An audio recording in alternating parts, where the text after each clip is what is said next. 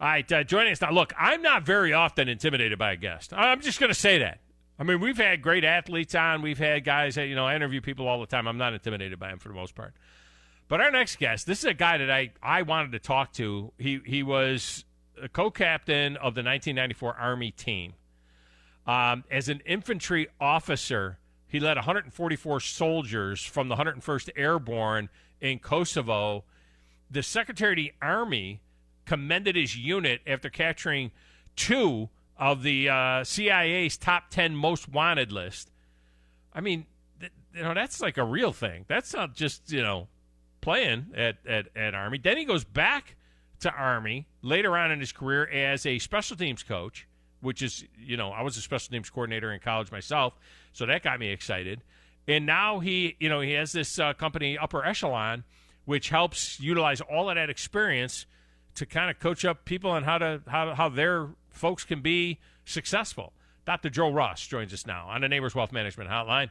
Do I call you Joe? Do I call you Dr. Ross? Do I call you Captain Ross? I mean, what am I supposed to call you, Joe? No, I appreciate you having me. You can call me anything you want. Joe's perfectly fine. So, thank you for having me today. That's certainly not your average Joe, that's for sure. And I want to get into what you're doing with higher echelon here in a moment. But look, man, Army football gets started this weekend. As a as a West Point grad and an Army alumni, how do you feel about the fact that they did what they did to put together not a 10 but a 12 game schedule? I mean, they threw that thing together pretty quick, and they've got a pretty tasty schedule this year. Oh no, that's what Army does. We lead the way. We lead by example. Number one university in the nation academically. A lot of people don't know that. Number one engineering program, and football-wise, we do the same thing. And our job is to make sure America's sons and daughters are prepared to protect our great nation. And the only way to do that is to put them in competitive situations like football. So the superintendent and AD, they got after it and put together a great schedule. They did put together a great schedule, and these are our finest young men that certainly that are part of this football program, young men and women at West Point and really all the academies. And I'm encouraged that, some might have thought that the academies would have been the first ones to bail, but they didn't. They're like, you know what, we're going to take, we're going to be healthy, we're going to take care of ourselves, we're going to play football, and it sends a message, I think, of how important football is in the overall process. This is not just about playing a game. This is about how we develop young men in this game to be leaders, and it's kind of what you've carried over to higher echelon. Oh yeah, I mean West Point, I know for sure, and I also believe the other academies have the same discipline and requirements. But it's physical, it's academic, and it's military, and you have to have all three components to learn how to be a great individual and a great Army officer. So not only do you have to, you are required to play a sport when you go to Army, either a Division I intercollegiate sport or an intramural sport or a club sport. And part of your class is taking boxing, taking swimming, taking gymnastics. That's part of your course load. Mm-hmm. So I'm not surprised at all that the academies were the first to be able to compete. Their players are disciplined. They can isolate their student body. So you don't have to leave campus because everything's right there, and they know how to be safe. And they know how to operationalize things to be very systematic.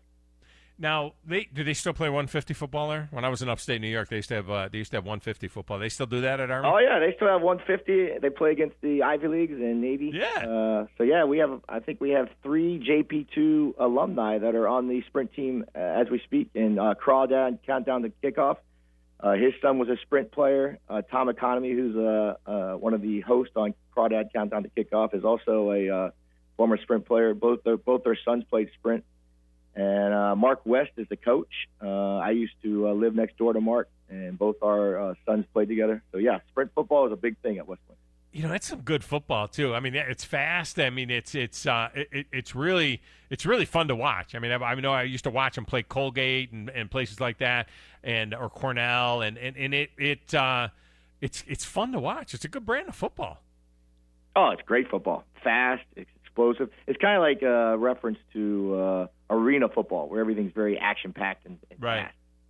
Right, that's a good point. What is it like as a player and then you return there as a coach. I mean, these guys. I mean, this is not like they're taking basket weaving. I mean, no, I'm not cutting down Maurice Clarett at Ohio State, but I mean, I'm just saying these guys are taking some really, like you said, it's the highest, most difficult academic school in the country. What is it like to mix that time, the limited amount of time you get with these players as a coach, and then when you were a player, mixing in the workouts and everything you need to do to play at a Division I level, and also get this education and prepare to be an officer so that you can lead 144 men, to go, find insurgents in Kosovo? From my experiences, and I guess so I'm an airborne ranger. I've deployed and played Division I football. I believe that the 4 years at the academy are the toughest 4 years of your life, just because it's a grind every single day. Not only do you have to play Division I football, that you have to stay on top of your academics, and everyone is taking 21 to 22 credit hours a semester, plus all the physical requirements.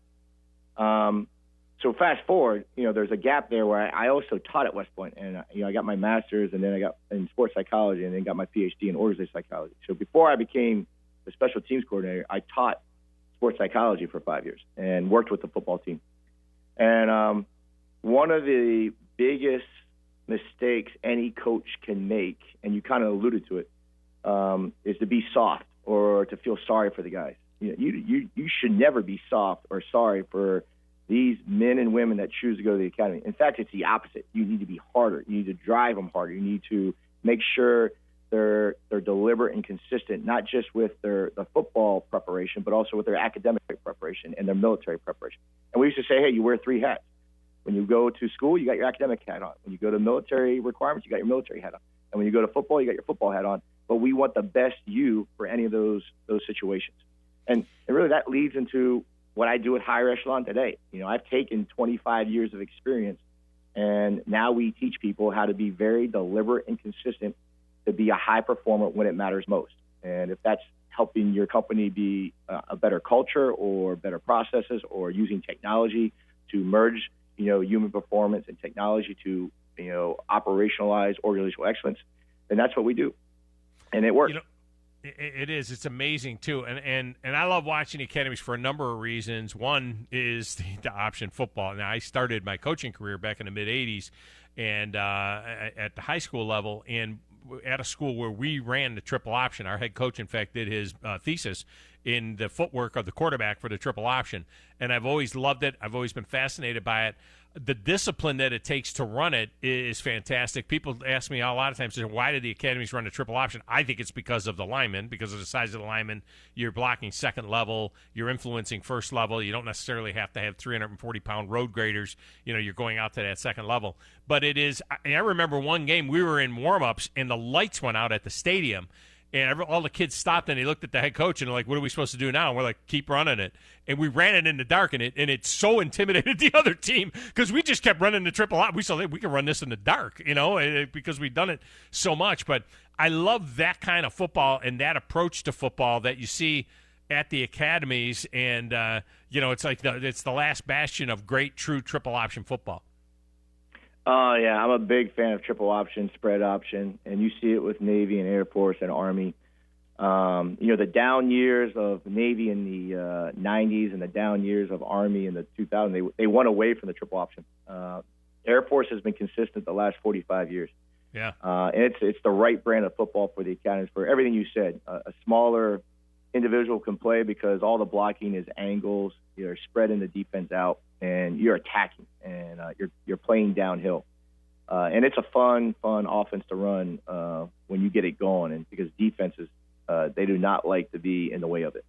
Yeah, no, they don't. Dr. Joe Ross with us from Higher Echelon, former co-captain of the 1994 Army football team. You went on to coach special teams, and that really piqued my interest because I was a special teams coordinator when I got to the college level as well. And I always loved teams because one thing, you dealt with kids that were willing to put in the extra work. We were out on the field 15 to 20 minutes before the rest of the team. I always dealt with linebackers and tight ends and fullbacks and running backs and those kind of guys. But they were willing to put in that extra work. And there's almost like it's like a battalion. You know what I mean? It's almost like a group of guys that take great care in special teams and realize how special they are. And I always told them, there's never more real estate at stake than there is in a special teams play, a kicking play in the game of football. And when they buy in on it, it's a beautiful thing. And that, whole bit of it being, 1/3 of the game, it really is. And a team that will excel at special teams is going to win a lot of football games. Oh, I agree 100%. It can change the momentum of a game. You have to treat kickoff and punt as a defensive play and have your best players out there. But I also say you also need that guy that is a sledgehammer and maybe a little crazy, but you can put him out there, and maybe he is second or third string, but it's his opportunity to run the full speed down the field and just make havoc and great opportunity. And it's a fun group to coach, and you can do a lot of neat things.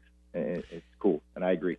Yeah, no, you can do a lot of great things. And a lot of the great techniques, of course, we all stole as coaches from other coaches, but I used Don Shula's drill for blocking punts using a volleyball, and we set up bags or, a big pit, if you will, past where the punter was. And then this way we could drill it without, the guys taking the full brunt of a leather football or landing on the ground or whatever. And we would train it that way. And it was always fun. And I remember one year we had 3 or 4 blocked kicks that we took in for touchdowns, and we had 2 in one game against Brockport State, and the guy who scooped and scored was in perfect position on the backside, and I remember a couple of people said later, they're like, man, it was so lucky that he was right in the right spot. And I showed them how we draw it up, where you block from one side and you send the wing from the other side straight up the field, so that if it is blocked, it goes right to him and he takes it in. And those are the types of things that people don't understand about special teams, that there is a method to the madness, and that's what makes it special.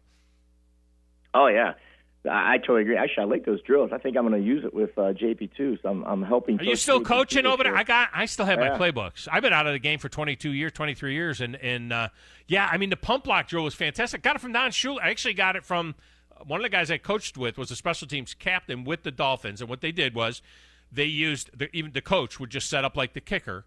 And you know how you try to get the kids to target, where they need to block a kick. Well, we used a volleyball because it doesn't hurt at all. And then off to the side of the kicker where they would land, we put a bunch of dummies, so they land in the dummies. And you would take your fastest guys, you'd put a cone where the corner is, and let them come off the corner, and it becomes second nature. And, of course, when they do it in a game, they're a hero. They get a big date that night from the girl, and so they don't worry about how it felt, to block a kick. That was a great drill, though.